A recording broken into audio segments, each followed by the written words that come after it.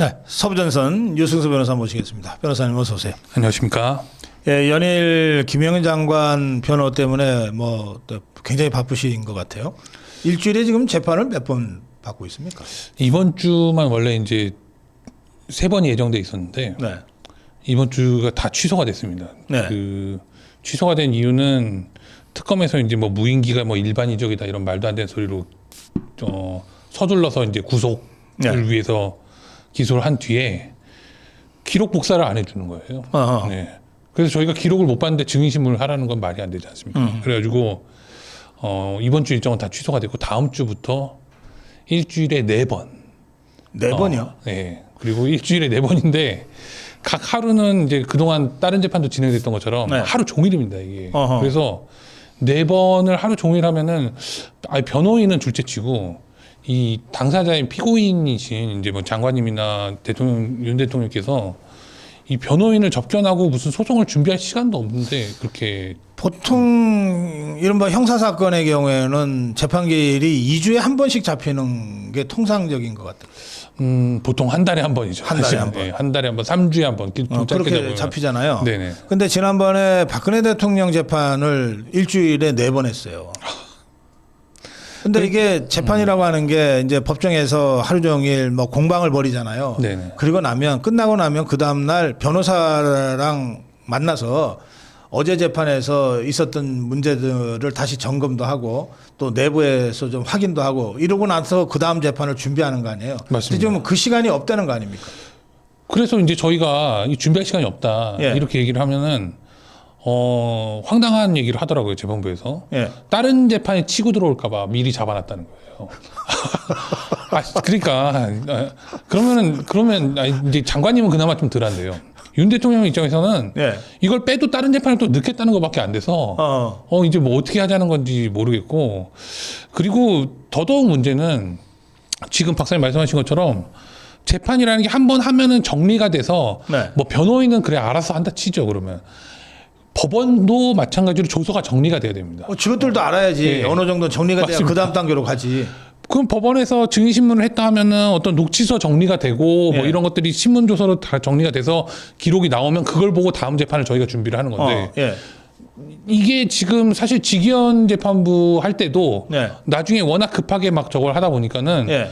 조서가 다 정리되지 않은 상태에서 사실 종결이 됐거든요. 어허. 예, 근데 지금 일주일에 4번씩 한다? 그러면은 뭐 5번, 6번의 재판은 조서도 정리되지 않은 상태로 계속 저희가 맡게 되는 상황이 되는 거예요. 그러니까 이것들이 결론 정해놓고 또 그 선고 내릴 시간도 정해놓고 지금 그냥 밀어붙이는 것 같으네요.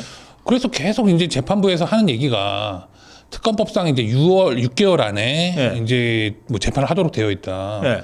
그래서 저희가 누누이 얘기하는 게 그걸 6개월을 갖다가 의무 규정으로 해석하는 순간 입법권으로 사법부의 재판에 개입하는 게 되기 때문에 그렇지. 예. 그렇기 때문에 위헌이다라고 얘기를 하면 그냥 고려만 하고 있다 그래서 이렇게 잡는 거죠. 그러니까 네.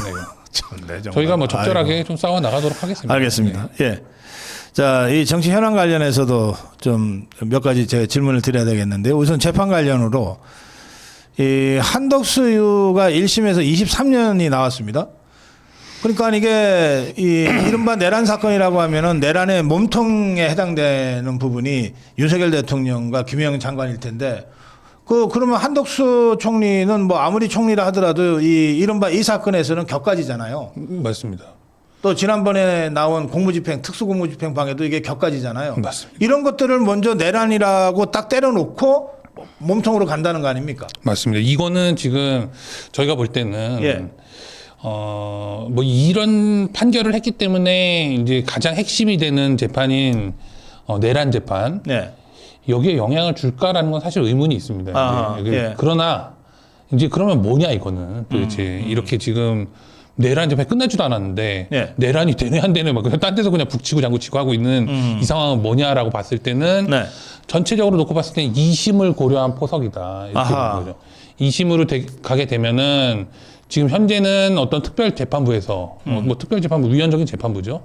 이걸 통해서 재판을 다 거의 몇 군데서 이렇게 다 집중적으로 할 가능성이 있거든요. 그러면은 지금 내란 재판에 대해서 선고가 이루어지고 네. 그다음에 지금 선고가 이루어진 것들에 대해서 다 항소를 했다고 하니까 그러면 그것들이 다 한꺼번에 심리가 될 가능성이 있습니다. 그러면 그러니까 어차피 저 1심에서 안 끝난다 이것들도 그렇게 보는 거죠. 네네. 예. 그리고 2심에 이제 결정적으로 영향을 주기 위해서 하나씩 밀어넣는 거다 이렇게 보여지는 거고 네.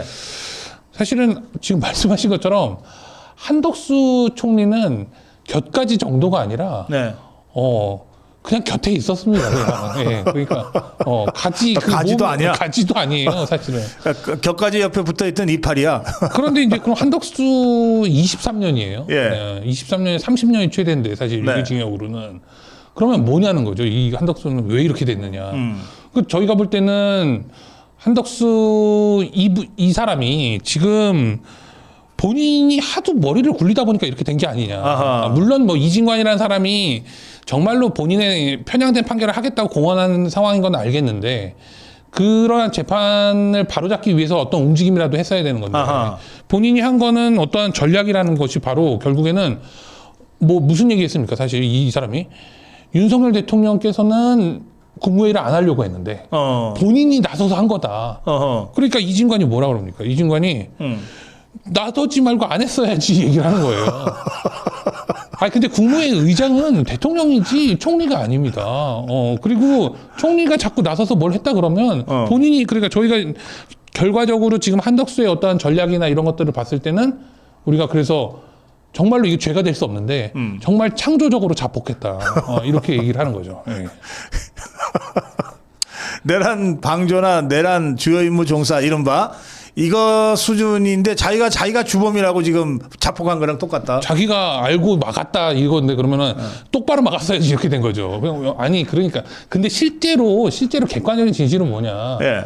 본인은 억울하다는 거 아니에요? 난 내란에 아무것도 한 게 없는데 예를 들면 계엄에 아무것도 한 게 없는데 이런 건데 본인은 진짜로 한 게 없습니다. 중요한 그 객관적인 팩트는 그날 계엄에 임박해서 국무회의를 하기 위해서 총리가 온 것뿐이에요. 사실은 본인은 뭐 계엄이 있는지 없는지도 몰랐죠. 왜냐하면은 대통령께서는 당시에 계엄이 최소한의 병력 유지를 위해서는 보안이 핵심이라고 봤기 때문에 예. 국무위원들에게 사전에 얘기를 안 했거든요. 그런데 네네. 나서서 내가 막으려고 했는데 뭐 안 막았네 이러고 있으니까 마치 뭘 한 것처럼 보이잖아요. 그래요. 어차피 저것들이 2심 또 3심 대법까지 갈 거라고 보고서 지금 저 판사들도 또 자파들도 지금 밀어붙이고 있는데 네네. 바로 그 2심부터가 이제 심각해요. 내란 전담재판부 설치법이 이제 강행 처리가 됐어요. 맞습니다. 근데 이게 명백한 위헌 아닙니까? 맞습니다. 지금 뭐 여러 가지가 너무 문제가 많아서 네. 이거는 지금 정말로 뭐 특별한 어떠한 기본권, 뭐 평등권, 재판 청구권 뭐 여러 가지가 이제 국민의 기본권의 침해다라고 이제 논의가 되고 있는데요. 네. 누가 보더라도 이제 뭐 상권 분립 침해고요. 뭐 권력 분립의 원리를 침해하는 위헌적인 것이다라는 것은 다 알고 있는 내용이죠. 네. 그런데 자 그러면은 이 내란 전담 재판부라고 해서 이름만 바꿨을 때 이게 가능한 것이냐라는 것은 헌법학자들이 아무도 그렇게 생각하지 않습니다. 그러면 현재 이제 제가 사실은 이제 장동혁 대표나 이제 국민의힘에서의 네. 어떠한 그런 이제 계엄에 대한 사과나 이런 것들이 있을 때 사실 서운했던 부분은 네. 이제 내란 전담 재판부 설치법에 대해서 헌법 소원을 제기한다고 해서 안 하면서 그런 내용들이 이루어진 거에 대해서 사실 좀 예. 섭섭함이 있었거든요. 네네. 그런데 지금 이걸 했다는 건 상당히 이제 큰 의미를 갖습니다. 아하, 이제 예. 왜냐하면 재판의 당사자인 윤석열 대통령이나 아니면은 김용현 장관이나 이런 분들이 하게 되면 지금 당장 이제 재판이 정지가 되는 효과가 있을 수 있어요. 네. 그래서 일단은 기본적으로는 지금 종결이 되어 있는 직연 재판부의 내란 재판에 대해서는 판단을 받겠다는 게 입장인 것이고 네. 이러한 것들이 당사자들 힘으로만 되는 것이 아니라 실제로 입법 기관에서 이런 관여를 했을 때 훨씬 더 그 영향력이 크다라는 것은 그렇죠. 헌법재판소에서 받아들일 땐 당연히 그렇게 받아들이는 네네. 것이거든요. 그래서 선행적으로 어떻게 2심에 가기 전에 지금 이런 내란 전담 재판부 설치법에 대해서 헌법 소원을 제기한 것 자체는 매우 긍정적이다라고 생각을 합니다. 그리고 그게 사실은 국민의힘이 나아가야 될 방향이라고 저희도 생각을 하고요. 지금 법조인들은 뭐 절대 다수가 이건 뭐 위헌이죠라고들 하시는 것 같더라고요. 네네. 아니 누가 보더라도 재판의 독립이라는 건 당연히 재판부 구성의 독립이죠. 당연히 재판부를 구성하는데 입법부가 감나라 배나라 해가지고 그걸 정한다. 그게 설사 법관들로 이루어진다 하더라도 벌써 내란 전담 재판부에 영장 판사를 임명했지 않습니까? 남세진 영장 판사. 남세진 저희가 볼 때는 영장 자판기라고 지금 평가하고 있습니다. 사실은. 예. 그런데 이런 식으로 한다라는 거죠. 그럼 법관이라고 형식적으로 법관만 앉혀놓으면 되는 거냐? 절대 그렇지 않습니다. 이 어떤 사건 자체도 어디 재판부에 갈 것이냐를 갖다가 무작위로 배당하는 것이 원칙이죠. 무작위로. 예. 예. 그런데 거기에 개입하지 못하게 하는 거죠. 그런데 재판부의 구성, 법관의 구성 자체도 입법부가 개입한다. 특히 민주당이 장악하고 있는 국회의 입김으로 특정 재판부가 구성된다라는 것은 그 자체로 위헌을 면할 수가 없습니다. 그러니까요. 그래서 대법원에서도 사실 이건 이렇게 하면 안 돼요라고 했던 건데 결국 대법원도 그냥 그 정도 소리만 하다가 지금 밀려버리고 있는 거잖아요. 그러면 결국에 이제 이 재판을 가지고 이제 뭐 각 이제 이 계엄하고 관련된 재판을 가지고 2심에 간다고 했을 때 그 2심에 가게 되면 이 상태로 가면은 그냥 내란 전담 뭐죠 이름이 내란 전담 재판부. 자꾸 이름 바꾸니까 제가 헷갈리는 거죠.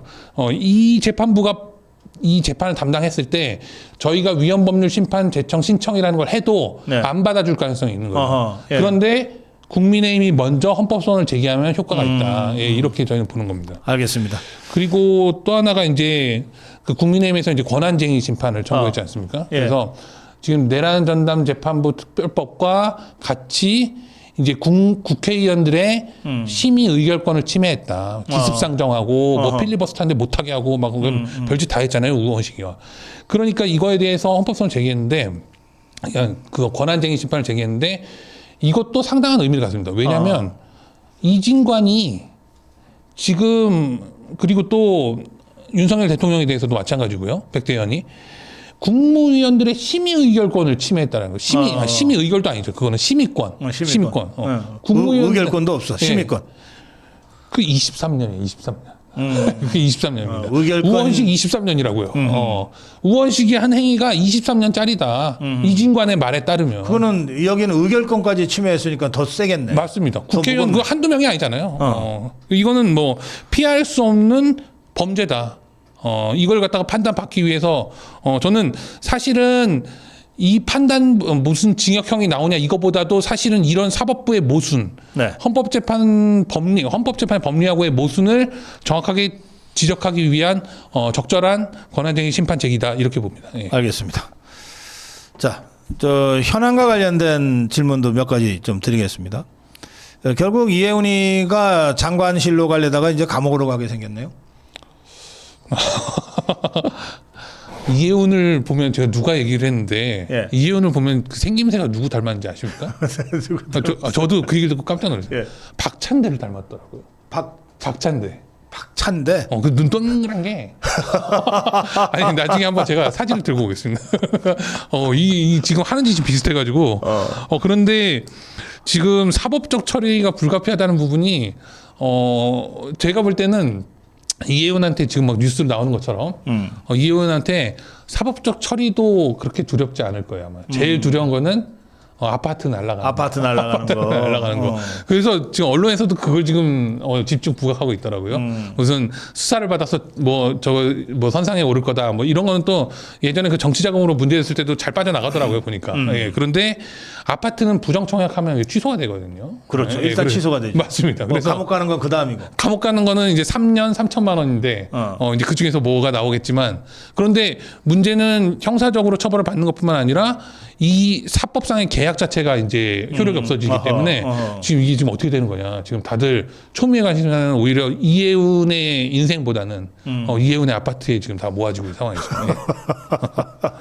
그리고 또 남편이 이제 예. 그 연세대에서 이제 교무처장인가를 했다면서요. 예. 그런데 이제 자식이 연세대에 입학했다는데 무슨 특별 전형 있지도 않는 다자녀 전형을 얘기했다가 그걸 또 말을 바꾸고 했다 그러더라고요. 네. 그런 부분들은 뭐 다 당연히 이제 업무방해에 해당되고 업무방해에 해당되고 입시에서의 업무방해는 거의 다 징역형을 삽니다. 사실. 아, 그래요? 예, 예. 실제로. 그렇기 때문에 지금 하긴 조국이도 그걸로 감옥 갔다 그럼요. 왔고. 아니, 조국이 가는데 이혜훈이 안 가겠습니까? 큰일 났습니다. 이제 갈 데도 없고요. 이제. 예. 그 이제 그렇게 되면은 이혜훈이가 감옥 갑니까? 아니면 김영세 그 남편이 감옥 갑니까? 둘 다 갑니까? 둘 다 가야죠. 예. 아들, 둘 다 자식들은? 예.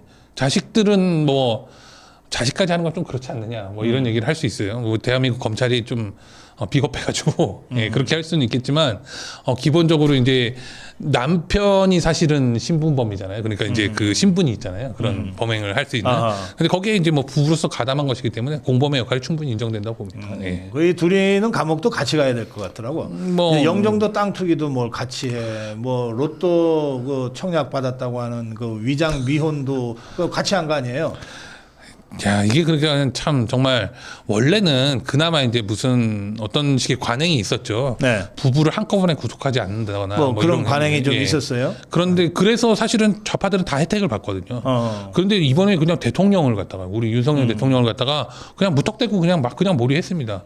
요거 이제 그대로 다 돌려받을 날이 왔다 좌파들이. 예, 그렇게 생각합니다. 그런가 하면 이 김경희 그리고 강선우, 김병기 뭐 여기에 뭐 김민석이도 어쨌든 김경희랑 연루됐다는 의혹이 제기된 바가 있고 또 이 김병기 관련해서는 저 김연자를 통해서 이재명이한테 보고가 됐었다. 당시 당대표 때 뭐 이런저런 이게 의혹이 그냥 김경 의혹이라고 부르기에는 이 의혹 덩어리가 너무 커요. 이건 어떻게 보세요? 김경 씨가 이런 얘기를 했죠. 지금 한 며칠 전이죠. 며칠 네. 전에 다 그렇게 하는 거 아니냐. 다 그렇게 하는 거 아니냐? 다 그렇게 한다는 얘기죠. 다 그렇게 하는 거 아닌데 왜 나만 갖고 그러냐. 예를 들면. 다 그렇게 하느냐는 어디까지 봐야 되는 거냐. 그러면 사실상 그런 김경만 놓고 봤을 때도 뭐 그 외에 이제 밝혀지지 않은 뭐 민주당 내에 그 카르텔이야 뭐 말할 것도 없겠지만서도 김경만 놓고 봤을 때도 김경이 강선우만 갖겠느냐는 거죠. 강선우 갔다가 뭐 또 다른 처음에는 비례대표였기 때문에 강선우도 아니에요. 비례대표 할 때는 무슨 저 안규백이 지금 국방장관 하는 안규백이하고 뭐 연관이 있다는 식의 의혹도 제기되고 있거든요. 그러면은 이런 식의 쇼핑을 했다라고 다 보는 거죠. 그 쇼핑에는 그 구매하러 오는 사람이 한 사람만 오는 게 아니거든요. 이 공천백화점 아닙니까? 여기 지금 민주당은 공천백화점인데 이 백화점에 손님이 드글드글한 거죠. 그 손님이 김경희 하나였겠냐? 그럼요. 심지어는 페이백을 해주는 백화점이에요. 서울시 의원이 되면 이권까지 챙겨주는 그 돈을 다시 몇 배로 불려주는 거의 이제 백화점이자 사채업자 역할을 하는 그런 식의 이 카르텔이 형성된 이 내에서는 너무나 만연한 일이었던 거고 그렇기 때문에 김경은 처음에 얘기를 했습니다. 나만 그러냐 뭐 다 그렇게 하는 거 아니냐 너희들 왜 그러냐 너희들 왜 깨끗한 척해 무슨 제명 웃기고 있네 이러는 거죠. 근데 그게 아니다. 왜? 그게 아니다라고 이제 하기 위해서 이제 제명을 하겠죠. 이제 뭐 그렇지만 결과적으로 봤을 때는 예전에 이제 윤석열 대통령께서 이제 그런 말씀하셨죠. 좌파의 본질 자체를 그냥 카르텔이라고 보죠. 카르텔. 네, 무슨 좌파의 사상이 아니다. 아하. 좌파의 무슨 사상이냐. 그냥 돈만 보는 카르텔 집단이고 권력만 네. 보는 카르텔 집단 이렇게 봤는데 저는 그게 여기에 딱 맞는 그 구조적인 어떤 비유가 아닌가 싶습니다. 근데 한 가지 궁금한 게요. 왜 이것들은 사건이 터지면은 녹취록이 자꾸 나와요? 이 도둑놈들이 다 녹취를 하고 다니나? 이 녹취를 하는 이유가 있죠. 예. 원래는 이제 내가 범인이라면 녹취를 안 해야죠. 그러니까. 예. 그런데 형법상의 어떠한 범인인 건 중요하지 않은 거죠. 이걸 가지고 누군가하고 딜을 해야 된다. 누군가와 협박을 할 때 그렇죠. 필요하다 이게. 예. 이거 뭐 딜만 되면 그 뒤에 수사권 같은 거 무마하는 건 일도 아니다라고 아하. 생각. 그러니까 원래 그러니까 녹취를 한다는 건 이게 협박 수단을 자기가 갖겠다 이 말은요. 그럼요. 깡패들이 그러니까 그냥 협박하는 거랑 다를 바 없는 겁니다, 사실은. 그러니 거기에서 어떠한 법치가 작동한다거나 내가 뭐 몇 년형을 받겠지 이런 건 없어요. 왜냐하면 범인들이 이제 보통 대부분의 증거는 자기 휴대폰에서 나오거든요. 뭐 PC나 이런 데서 나오는데 예. 이 사람들은 그걸 쟁여놓고 있어요, 항상. 글쎄 그런 것 같아. 이정건이 때도 그렇고. 정경심도 막 PC부터 막 없애고 막 그러잖아요. 그거 왜 갖다 놓냐는 거죠. 그러니까 다 그런 게 결국에는 범행이나 아니면은 나중에 수사를 대비하는 게 아니고요. 이 사람들은 어떠한 이 본인들의 이 공천 헌금의 목적이면 공천을 받기 위해서 반드시 필요한 수단이 돈보다 더 중요한 게 녹취 파일일 수 있는 거죠. 아하, 그렇구나. 자, 마지막 질문인데요. 전재수라는 자가 출마 선언은 안 했는데 사실상 부산시장에 도전하겠다는 의지를 프레카드로 부산시를 도배했다 그래요. 그 이자가 그 통일교로부터 현금과 명품 시계를 받았다고 의혹이 제기된 바가 있잖아요. 네네. 이게 수사가 그냥 진행이 될 텐데 좀 늦어도 그런데 어쨌든 그 출마를 하겠다 그러네요. 부산시장이 되면 수사를 안 하겠지라고 생각을 하는 거죠. 일단 시장이 네. 되면 끝난다. 네. 어허. 저는 이게 조금 야, 그 신박하네. 조금 일의 그 선우는 있겠지만 예. 요 지금 커리어를 보면은 약간 노무현 닮아가는 것 같거든요. 제가 볼 때는 해수부 장관 한 다음에 그러네. 네. 해수부 장관 노무현 했었지. 해수부 장관 했으니까 부산 가서 이제 갈매기 노래 한번 부르고 그리고 나서 이제 부산에서 뭔가 해보겠다. 부산을 정치적 기반으로 삼겠다. 뭐 이런 건데 마찬가지입니다. 이것도 마찬가지로 이 사람들은 기본적으로 어떤 형사적인 처벌이나 이런 것들 두려워하지 않습니다. 두려워하잖아. 네. 뭐 사법부다 우리가 장악했는데. 권력만 잡으면 헌법이고 나발이고 다 필요 없다는 거죠. 아하. 권력만 잡으면 그냥 내가 처벌받지 않을 거다라는 확신이 있는 거예요. 이 사람들은. 공직선거법 그대로 걸리는 거거든요. 이거는 그냥. 예. 예. 그냥 당선 무효죠. 사실 이재명도 마찬가지 아닙니까? 이재명도 누가 이렇게 될 거라고 생각했습니까? 대한민국이 그렇지, 법치가 그렇지. 제대로 작동한다면. 왜냐하면 당선이 돼도 대장동 때문에 당선 무효거든요. 이거는. 예. 예, 그렇게 되는 게 맞는데 재판을 정지시켜 버리더라고요. 좋은 거 배웠습니다. 근데 좀. 예. 그게 바로 이들의 이제 어떤 바이블처럼 된 거죠. 이제. 예. 그게 저 좌파들의 뉴 노멀이다. 맞습니다. 일단 당선만 되라. 나머지는 다 우리가 해결해 줄게. 뉴 노멀이 그렇게 쓰이니까 참 와닿네요. 예. 마무리 한 말씀 드릴게요. 네, 범죄의 노말 아닌가 싶습니다. 예. 노말이 범죄인가? 예, 아무튼 지금 제가 매번 이제 이런 말씀을 드려서 막 식상하다 이렇게 말씀하실 수도 있겠지만 저는 그 대통령의 계엄이 대한민국을 구출하고 그리고 또 구하는 유일한 길이었다고 저는 확신을 갖고 있습니다. 그런데 이제 재판이 계속 그 선고가 다가오고 있는데 네. 온갖 압박들이 들어오고 있지 않습니까? 그런데도 불구하고 그럼에도 불구하고 사법부가 올바른 판단을 내리기 위해서는 국민 여러분들의 힘이 필요합니다. 뭐 많이 또 날씨도 춥고 또 이런데 계속 막 고생하시라고 말씀드리는 것 같아서 정말 죄송합니다만 대통령의 재판 끝까지 응원해 주십시오. 선고는 2월 19일입니다. 끝까지 많이 응원해 주시면은 사법부도 헌법에 맞는 판결을 내릴 거라고 저희는 생각합니다. 네, 서부전선 유승수 변호사와의 대담 여기서 마무리하고요. 잠시 후에 우리 여의도 포커 장해찬 여의도 부원장과 다시 오겠습니다. 고맙습니다. 감사합니다.